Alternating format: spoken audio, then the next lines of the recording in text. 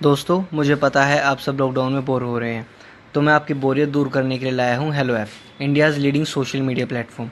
Hello app पे आपको मिलेंगे trending news, funny, educational, cooking, dance और भी बहुत सारे वीडियोस। इसके अलावा latest updates of your favourite celebrities. तो देर किस बात की है, अभी डाउनलोड करो हेलो ऐप और करें अपनी बोरियत का खात्मा।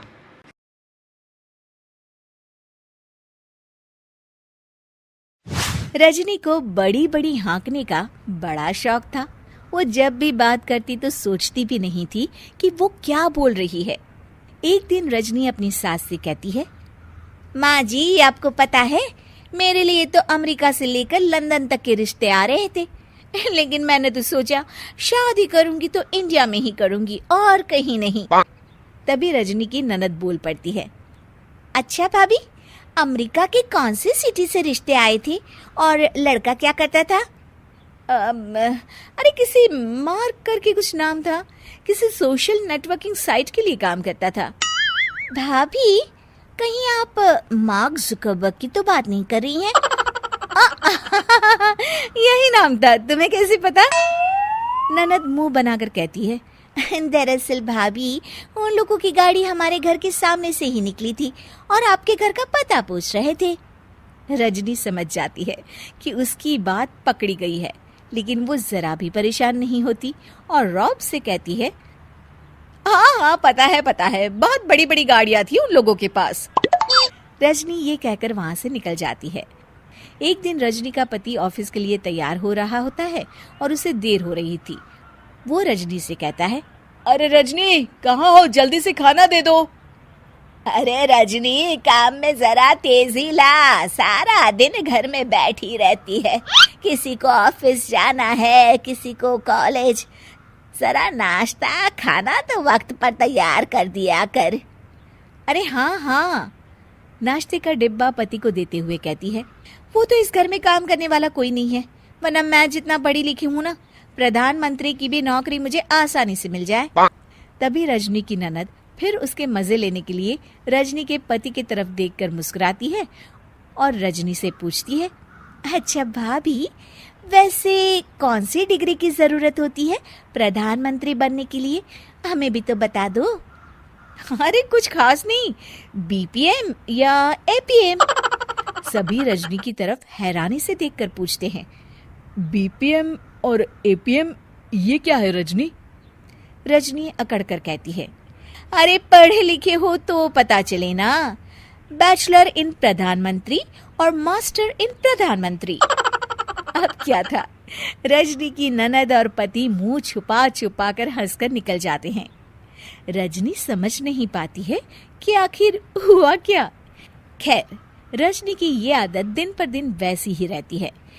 एक दिन रजनी अकेली एक पार्टी में जाती है, जहाँ रजनी की रिश्तेदार उससे कहती है, अरे रजनी, बहुत सुंदर साड़ी पहन रखी है, बहुत जच रही है तुम पर। अरे भाभी, कैसे नहीं जचेगी, पूरे 1.25 लाख की साड़ी है, वो डिजाइनर है ना जे वालिया, उसी के स्टोर से खरीदी है, ओरिजिनल है, ओरिजिनल। बस अब क्या था, पूरी पार्टी में ये बात आग की तरह फैल गई कि रजनी की साड़ी 1.25 लाख रुपए की है। तब काकी कहती है, अरे रजनी, सुना तुम्हारी साड़ी 1.25 लाख रुपए की है।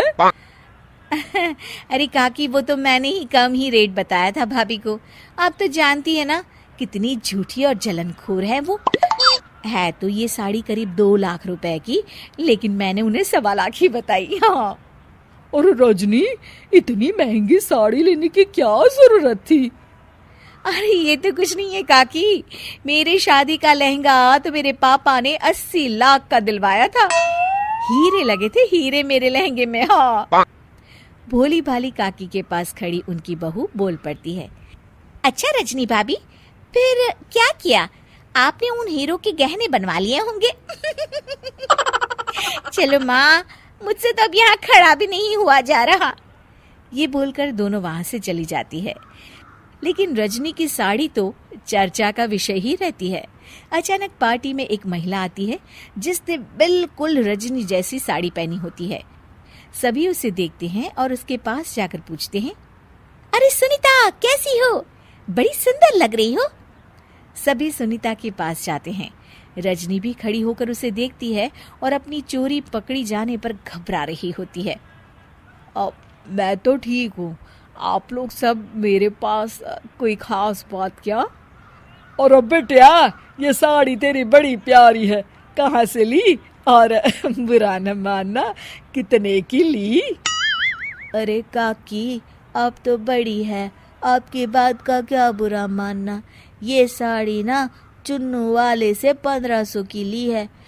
ऐसी पूरे दुकान में सिर्फ 2 ही साड़ी थी, एक मैंने ले ली और एक रजनी भाभी ने। तभी सुनीता की नजर रजनी पर पड़ती है। अरे रजनी भाभी, आपने भी वही साड़ी पहनी है। फोन पर बात कर लेती तो मैं कुछ और पहनाती। अब क्या था, रजनी की तरफ सारे रिश्तेदार देखने लगते हैं और रजनी वहां से सरपट निकल जाती है। वो मन में सोचती है कि अब मैं कभी हाँकने वाली बात नहीं किया करूंगी।